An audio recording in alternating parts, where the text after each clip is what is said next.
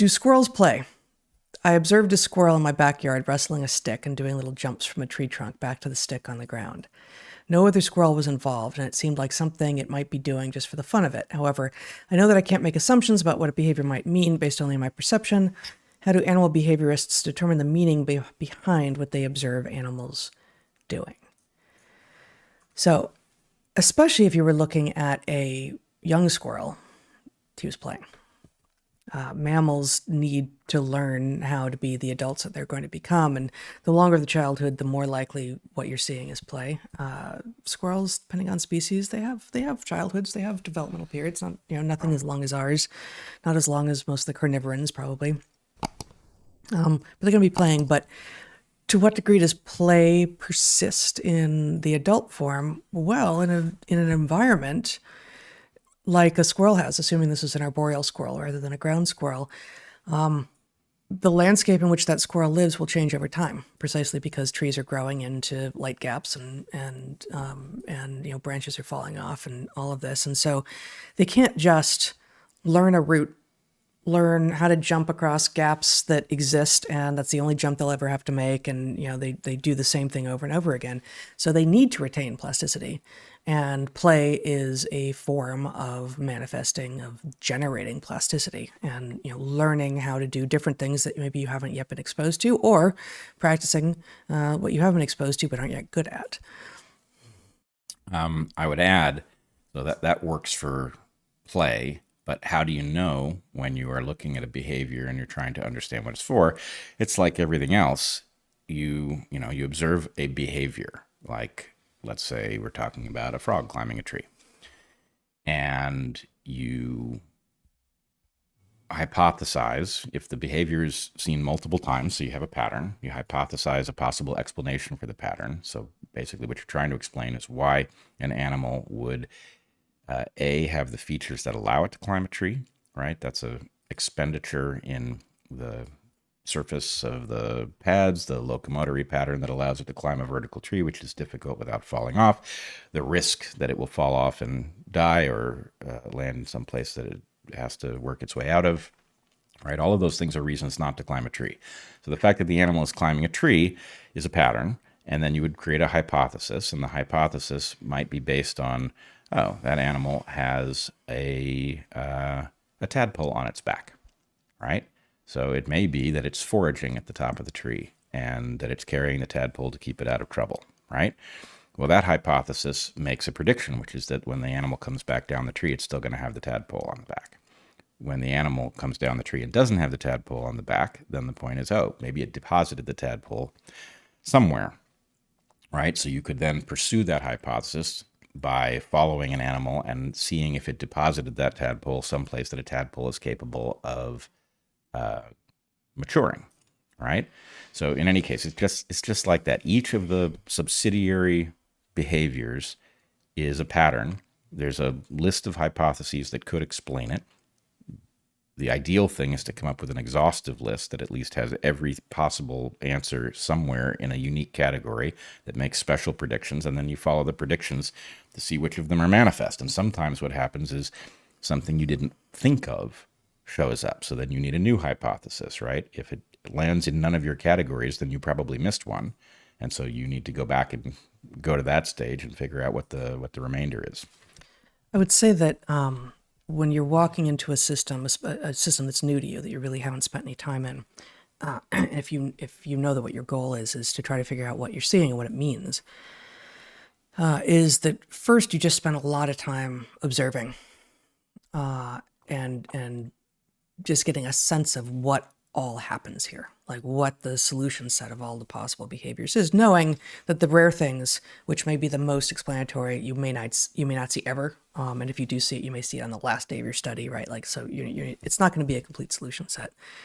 But then once you start actually generating data, and a lot of data in animal behavior is not experimental data, but observational data that's taken explicitly and carefully, wherein you have decided in advance what organism you're going to watch, how long you're going to watch it for, how you're going to code your data, so that you're not biased by like, oh, look at what that's happening over there, such that you get a skew in terms of, especially if you're trying to create like an ethogram or a time budget of like how would these organisms spend their time.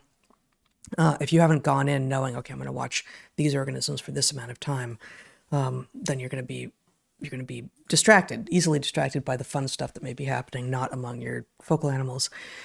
But even when it seems really obvious, and it's hardest to do when it seems really obvious, and most important to do when it seems really obvious, you don't say, "Oh, I know what that thing is. I'm just going to write down." And the example that I've used most, because I remember doing it myself, was with the frogs in Madagascar.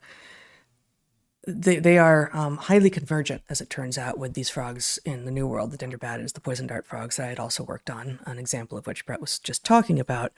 They're highly convergent, and the frogs in the New World, the dendrobatids, have these extended wrestling matches, which I had seen, which is, not unknown in frogs, but certainly most people who don't think about tropical frogs don't expect frogs to be doing this, and it's pretty remarkable. And so I had in my head that I might be seeing these fights between territorial males, but when I went in, I didn't know. No one in the West, and I believe no one anywhere knew anything about these frogs. Are they territorial? Are they sexually dimorphic? Nothing. So the expectation that I would be seeing fights was there, but when I started to see what I knew to be two males jumping on top of each other and riding each other around, and going belly to belly against each other, and running up bamboo at one another, and having one come off and then the next come off, and then the chase continued, it really felt like a fight from the very beginning. And I ended up seeing, I have to go back to my data, but hundreds of these things over the course of almost 1,000 hours of focal observations. If I had just started writing down fight, I wouldn't know for sure that that was what I was looking at. And I also would have no ability to go back and say, yes, but what was I encoding as fight early on? So the hard thing, and you can't be totally accurate, and one way that people do this is they take video of everything, but then you have to go back and spend time with the video. So you create problems for yourself with most of the solutions you create as well. You write down as much as possible with as little interpretation as possible. What is actually happening? What am I actually seeing, not what do I think it means? And you wait as long as possible before you add the meaning layer on it. And so, the second part of your question, which Brett was also answering, how do animal behaviorists determine the meaning behind what they observe animals doing? You wait as long as possible to decide to lay on top your interpretation of what you're seeing, what you think it means. And you do that with, as you've seen more and more. Okay, I've got hypotheses. I'm trying to create a complete hypothesis solution set, and then what are the predictions from each of those, et cetera, et cetera. So this raises a key question, though, which I don't think I've ever heard discussed, which is there has to be a sweet spot about how much you assume, and how much you do not assume. Right. So you can't in other assume words, nothing. Right. If you watch an animal consume another animal, is it safe to say that it was eating to satisfy its nutritional and energetic needs? Totally. Right? And the answer is it might not be. There can be examples where this isn't the case, but in general, if you chase everything down, you'll know nothing, right? You don't even know, frankly, if you go and you look at an animal, you don't for sure know that it's a member of the species that you think it's a member of. You don't know for sure anything. I did this with regard to the frogs, where I did try to test this, but I went in with the assumption that I know that some of these frogs vocalize. I know that some of them call. Given what we know about the other 4,000 or 5,000 species of frogs, I'm going to start with the assumption that it's only males who call. Yeah. But I'm going to need to try to figure out if given that there's very little sexual dimorphism, how else am I going to know? Unless I see, a female depositing an egg, and I didn't do dissections. I didn't take apart these frogs. So that's an assumption that okay, you know what? Given all the rest of frogs, and given how deep these are not basal within frogs, that's probably a safe assumption, but I still have to recognize it as an assumption. Yeah, you have to recognize it as an assumption, and you have to be sensitive to the first thing that you see that tells you that the assumption might be weaker than you think. Right, so exactly. I do want to spend a little more time here because there's a lot of value to be had. Yeah. One thing, so if we can step over into bat tent land. Bats make tents. There are a bunch of different species, several different evolutions. Why they do it has been a mystery, and it was a mystery that I focused on for graduate work. that males make tents is a fairly safe assumption. Many people assume only males make tents. All the evidence I've seen is consistent with that. Why is it a safe assumption that males make tents? Because the behavior of bats around tents is often consistent with harem defense polygyny, in which the tent is an attractant. So unless these are sex role reversed species, the males tents appear to be a resource that is defensible by males, and therefore why wouldn't males be defending them? And we see males defending them. On the other hand, they could be defending something they didn't make, but then that's... Right, but then the point is if females are making them, then it's not a very good attractant for females. If females are saved... Well, unless they're making them and then having them stolen by the males. Yeah, let's put it this way. You end up with a very complex story when the very simple... epicycles. So, do males make tents? Sure seems like it. Everything, and I now know for sure that they do because I've watched it happen. But that does not mean the number of times tents have been observed in construction is exactly 2, and they're both me. And I only saw a fraction of a construction in one case and a complete construction or nearly complete in the other, both males. But that's far from enough evidence to say females never do this, right? And in fact, the animals in question are never found outside of a tent. So are there circumstances in which a female doesn't have a tent available and we never see them roost anywhere else? So, so anyway, I mean, it's a little like, in a culture where men are the builders, and maybe it's a hunter-gatherer culture and they don't have a permanent settlement. And one of the things you do when you move to a new settlement is, as you land in a new place, is like, the men start sourcing materials to build places to shelter, and the women start sourcing firewood to build fires to start cooking. But all the men are sick or gone or I don't know what on their phones. You would imagine.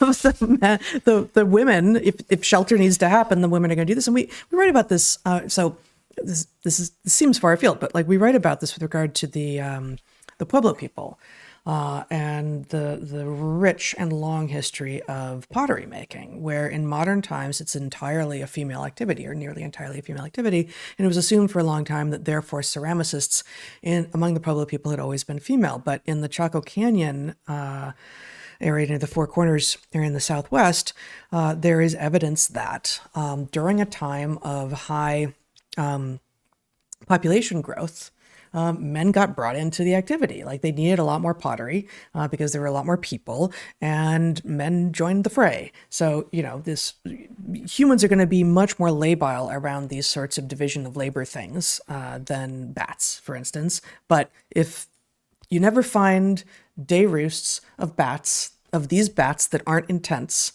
and you have females that do exist absent males because they're different individuals, why would you expect that females don't or can't? Yeah. Right? So two things. One, in cultures that are pre-phone, what men do is they grab a banana and they say, "Get me Washington," and then they laugh like crazy. So it still happens. Or, I mean, if they're in Burkina Faso, they say, "Get me Ouagadougou." Get me Ouagadougou, which is actually even funnier because Ouagadougou just on its own is hilarious. Yeah. Not the place, mind you. But I don't know. I mean, my first field assistant in Madagascar was the daughter of the UN resident representative in Madagascar at the time, and had been. She was British by birth, but had grown up in Swaziland, in Kenya, I think, now in Madagascar, but also they'd done a stint in Burkina Faso, and she'd lived in Ouagadougou, which is why I like to bring that up. Oh, Ouagadougou. totally. Yeah.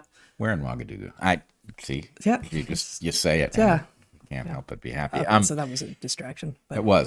Okay, the other point I wanted to make, I want to show, this is such a good question, how you do this testing thing. I want to give you 2 little examples. I'll try and do them fast.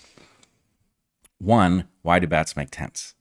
Okay, there are all kinds of hypotheses. It provides shelter from rain. These are wet habitats. It provides concealment from predatory creatures that can't see it, yada, yada, yada.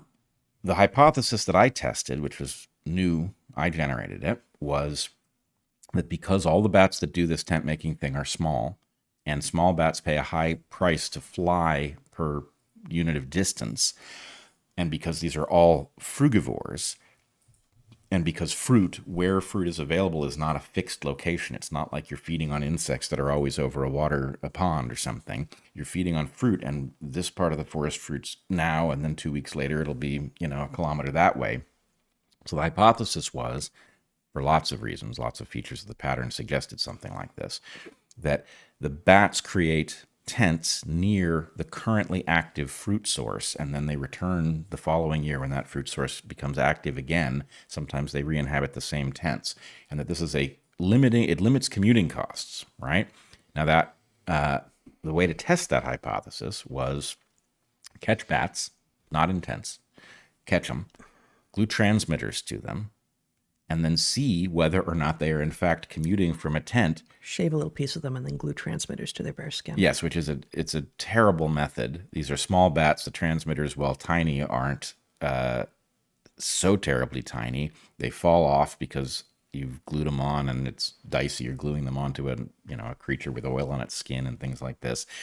And the transmitters are so tiny that they're very weak. So picking up a signal involves running around the forest all day trying to hear the dimmest thing in the static. And it only lasts for like less than 2 weeks. Yeah. So anyway, it's a very annoying technique. But nonetheless, what we did find out in, a unfortunately small number of animals was that the animals always roosted very close to the trees where they foraged. And it was a completely unviolated pattern. So anyway, that suggests that this is at least a primary motivator, and probably the reason that this pattern keeps evolving in small fruit bats. Doesn't mean that the bats don't protect from rain. It doesn't mean that the tents don't protect from rain or don't protect from predators.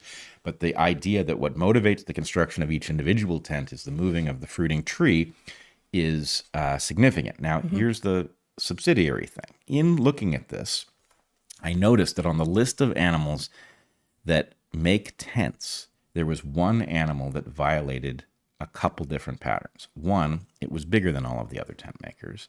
And two, it did not have in each location, it did not have a particular architecture that it was known for, right? It was eclectic in a way that none of the others were. And so, okay, what is that pattern about? Hypothesis.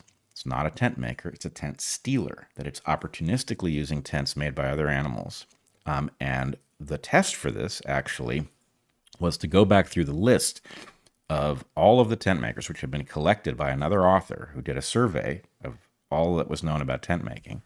And he had a chart. And in this chart, you could see every single time that this bat, Artibius jamaicensis, was identified as a tent maker, and the plant that it used and the architecture that it built was listed, it was always in the very same location. Another animal was listed with that same architecture in that same species of plant, right? So that is at least a pattern consistent across many, many data sets. Not a maker. Not a maker, but a thief.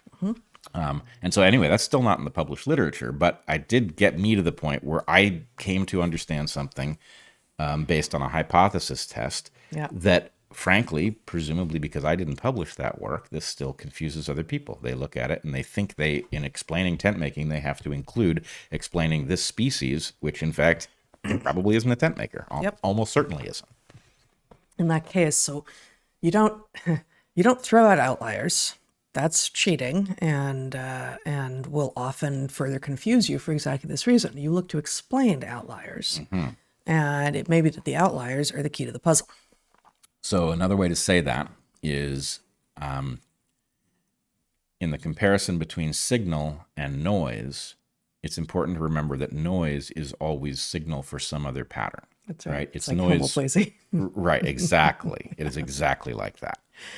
In fact, it is that. I know. Homoplazy is noise relative to adaptive hypotheses. So homoplazy is phylogenetic systematic speak for convergence or reversals, places where organisms have arrived at the same, but it's actually like just not exactly the same, but a truly similar solution to similar problems, but not because they have shared history. So, the easy things are flight in dragonflies and birds and bats, or, burrowing in different species, or, like we were talking about yesterday, carnivory in plants, right? Like Yep. there are several evolutions of carnivory in plants, and sometimes, all the nepenthes, all those pitcher plants that we were talking about, there is separate evidence to suggest that all of those have a single origin of carnivory. All of those nepenthes inherited their carnivory from an ancestor that was a carnivorous plant. But then you compare it to Venus flytrap, just because that's the famous one to name. I think that that's a separate evolution. And so the most recent common ancestor of those two species was not carnivorous, and therefore you have homoplasy between those two. But that then that's the interesting question. Okay, why did these different lineages of plants all come up with carnivory? Why did these, in the case of tent bats, it's one evolution.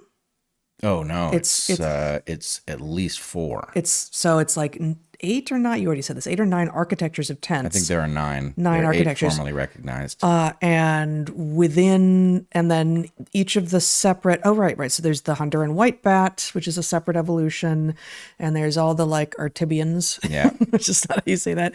yeah, the stenodermatines. And what are the? I only come up with the 2. I mean, this There's here, but old world terrapodid. I thought you weren't as compelled by them as a tent maker. This is deep in the weeds. Yeah. Deep in the weeds. Hey guys, that was a clip from our monthly private Q&A that you can get access to at my Heather Hying's Patreon. And you can also get access there to all of the past paid subscriber content. So please consider joining us there. Did you mention that these private Q&As are the key to living a better life and living to tell the tale? I forgot to do that. These private Q&As are in fact the key to living a better life and what? Living to tell the tale. Living to tell the tale. Go ahead, live to tell the tale. Join us there. See ya.